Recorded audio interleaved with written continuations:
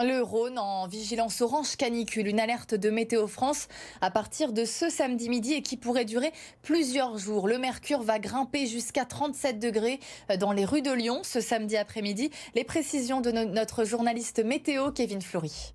Oui, en effet, le département du Rhône a été placé en vigilance orange canicule. On attend un important épisode de forte chaleur dans les prochains jours avec des températures très élevées le jour et la nuit. Nous sommes à un niveau 3 sur 4 du niveau de vigilance météo, niveau orange, avec des conséquences à surveiller.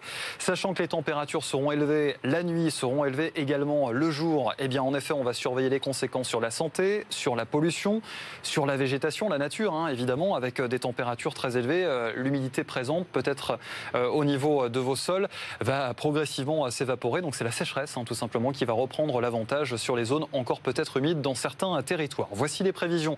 D'ailleurs en détail concernant les températures à Saint-Martin-Haut, à 700 mètres d'altitude. 32 degrés annoncés pour ce samedi après-midi. Ça va un petit peu baisser d'ici mardi avec le retour des orages. Puis vous allez voir également les prévisions pour Lyon, l'hypercentre de Lyon. C'est pas la même échelle avec 36-37 degrés là en vue. Samedi après-midi, de nouveau un pic à 36 annoncé pour le moment. Samedi après-midi prochain. Quelques orages en vue pour mardi. Et déjà une remontée des températures pour mercredi et jeudi prochain. Et puis c'est le week-end du 15 août et donc il va y avoir du monde sur les routes de la région. La journée de samedi sera la plus chargée. Ce sera du rouge dans le sens des départs. Bison Futé vous conseille d'éviter la 7 entre Lyon et Orange de 5h à 18h. Pour dimanche, ce sera du orange en Auvergne-Rhône-Alpes dans les deux sens. Lundi et mardi, tous les voyants sont au vert avec le 15 août. Et mercredi, ce sera du orange pour les retours. Et puis qui dit vacances d'été dit aussi risque de cambriolage. La période est souvent propice aux tentatives d'intrusion. 20% des cambriolages ont lieu au mois de juin, juillet et août. Alors certains décident de s'équiper en système d'alarme et de protection. Reportage à Dessines chez un couple de retraités avec Jade Lanier. Bonjour Monsieur Chotani, vous allez bien? Bonjour, et vous? Ça va, super. Bon, on vient vérifier un petit peu l'alarme si tout se passe bien. D'accord, et ben allez-y. Allez, super, j'attaque. Se protéger des cambriolages coûte que coûte, c'est ce qu'a décidé de faire ce couple de retraités, souvent absents de leur domicile. Il y a un mois, ils ont installé une alarme avec télésurveillance. Leur plus grande crainte, que leur maison soit occupée lorsqu'ils ne sont pas là. Il y a une recrudescence de cambriolage, puis comme je vous ai expliqué, les histoires de squatteurs. On a eu des personnes qui ont eu ce genre de mésaventures et qui se sont vraiment battus pour pouvoir récupérer leur logement. Et ça, c'est quelque chose qui nous a vraiment décidé. On est quand même un peu plus rassurés. Plus serein. Plus serein, voilà. On est plus serein. On part plus tranquille.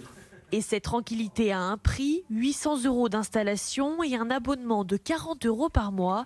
Un système de surveillance 7 jours sur 7 et 24 heures sur 24. L'objectif, décourager les cambrioleurs en cas d'intrusion. L'alarme n'empêchera pas le cambriolage, mais elle permettra du coup de l'annuler, tout simplement. Elle va permettre de l'annuler. Rien que le fait de mettre la plaque Vérissure va dissuader en fait de 50% le risque de cambriolage par la suite. Et derrière, dans tous les cas, s'ils veulent tester, généralement ça peut se passer que quelqu'un teste vraiment l'alarme, voir s'il y en a vraiment une derrière. On va capter la vibration, on a le système qui se déclenche. En France, seuls 8% des foyers sont équipés d'un système d'alarme. À la une également, ce vendredi, 2 hommes sont jugés au tribunal judiciaire de Lyon. L'un est accusé d'avoir incité sa petite amie mineure à se prostituer. L'autre d'avoir été un client régulier. Les précisions sur place avec Lucine Lorgue. Cette jeune femme qui se prostitue s'appelle Lola, elle a 15 ans, elle est originaire de Belleville en Beaujolais. Elle fait des fugues à répétition et venait tout juste d'être placée lorsque les policiers se sont intéressés à cette activité de prostitution. C'est en la croisant à Gerland, dans la rue, que l'enquête a débuté. Les enquêteurs sont remontés jusqu'aux 2 hommes qui comparaissaient aujourd'hui. L'un a 19 ans, c'est son petit ami, l'autre en a 46. C'est un client régulier de la jeune femme. C'est une relation toxique et violente dans laquelle le petit ami contraignait Lola à se prostituer en empochant tous les gains de cette activité. À l'audience aujourd'hui, il a confié qu'il n'était pas d'accord avec cette situation, que c'est elle qui avait commencé d'elle-même. Lola, c'était toute ma vie, je l'aimais, a-t-il confié. Quand il prononce ces mots, la maman de l'adolescente de l'autre côté de la salle pleure à chaudes larmes. L'autre homme, lui, contrairement au petit ami qui n'a pas de casier, a 17 mentions sur son casier judiciaire. Il dit qu'il ne savait pas que la jeune femme était mineure. Dans l'actualité également, cette information du journal de Saône-et-Loire. Une voiture a été repérée depuis vendredi dernier le long de la route dans le lieu-dit Le Vivier. C'est à Fleury, dans le Beaujolais. Cette voiture appartiendrait à l'acteur de Plus belle la vie, Marouane Béréni. L'homme est soupçonné d'avoir fauché une jeune femme la semaine dernière devant une discothèque de Mâcon. L'acteur qui incarne Abdel Fedala dans la série française est recherché par les forces de l'ordre. Le 4x4, lui, a donc été retrouvé dans le Rhône à Fleury avec une trace de choc important à l'avant du véhicule. Allez, tout autre chose à présent avec un mot de sport et de football. Ça y est, c'est la reprise de la Ligue 1 ce week-end. L'OL se déplace à Strasbourg pour ce premier match. L'entraîneur Laurent Blanc était en conférence de presse ce vendredi. Il s'est montré dubitatif par rapport au mercato effectué. Écoutez. Vous savez les difficultés que nous avons dans le recrutement cette année avec la décision de la DNCG. C'est pas facile, je le conçois. Mais voilà, on n'avait pas prévu ce départ de Loukeba, il faut le dire. Sportivement, je parle, sportivement. Il est acquis, à nous de s'adapter. Et d'ici le 31, il peut se passer plein de choses, mais il peut se passer aussi des choses à l'inverse. On peut récupérer aussi certains joueurs. Malheureusement, avec les décisions de la DNCG, mais je ne vais pas vous le dire à vous, on ne peut pas faire ce qu'on veut, vraiment. Et puis ce week-end, c'est aussi les Nuits des Étoiles partout en France et à Lyon. Jusqu'à ce dimanche soir, vous allez pouvoir observer les étoiles filantes dans la région lyonnaise. Un événement gratuit est proposé d'ailleurs ce samedi au parc François Mitterrand de Vaux-en-Velin jusqu'à minuit. Vous allez pouvoir voir le ciel avec des lunettes ou un télescope.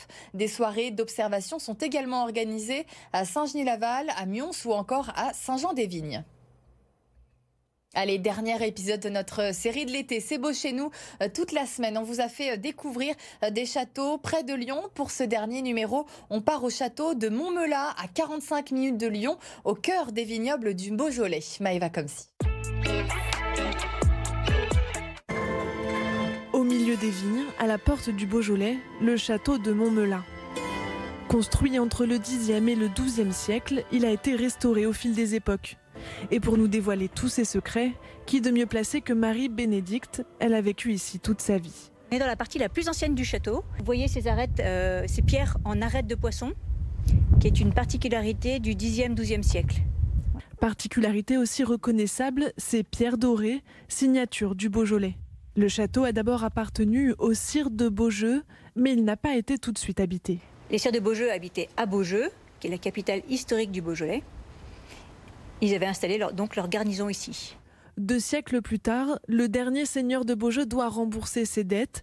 Il vend le château aux Bourbons, qui dirigent la France à cette époque. En 1566, celui qui rachète le château n'est autre que Jean Harrod de Montmelat, l'ancêtre de Marie Bénédicte. Aujourd'hui, elle fait partie des 22 héritiers devenus sociétaires de la bâtisse. C'est les portraits de famille, c'est la partie, le salon, qui a été restauré donc, et créé au XVIIIe siècle. Charles-François de Tournon, donc, est un ancêtre et qui a fait les grosses restaurations au XVIIIe siècle. Il a aussi été assez innovateur pour son époque parce qu'il a créé un système hydraulique dans le parc qui permettait d'alimenter le château lui-même. Moi, je connais bien cet endroit parce que j'ai toujours habité là enfant. Mes grands-parents habitaient dans la partie château, nous habitions juste à côté. Vous pouvez imaginer tous les paquets de cadeaux dans tout le salon, toute la famille. C'est assez magique. Cette vie de château, Marie Bénédicte la savoure chaque jour et elle a décidé de la partager. La vue est incroyable, aussi bien de jour que de nuit, la vue est magnifique. D'ici, vous voyez 8 départements. Et à l'époque, c'était un point stratégique pour pouvoir justement apercevoir l'ennemi et pouvoir surveiller la vallée, le Beaujolais Sud, quoi. Bien que propriété privée, le château de Montmelat reste accessible aux curieux pour des visites en groupe de 10 minimum ou même pour passer la nuit. À noter, pour les fans de Kaamelott, 2 épisodes ont été tournés au pied du château.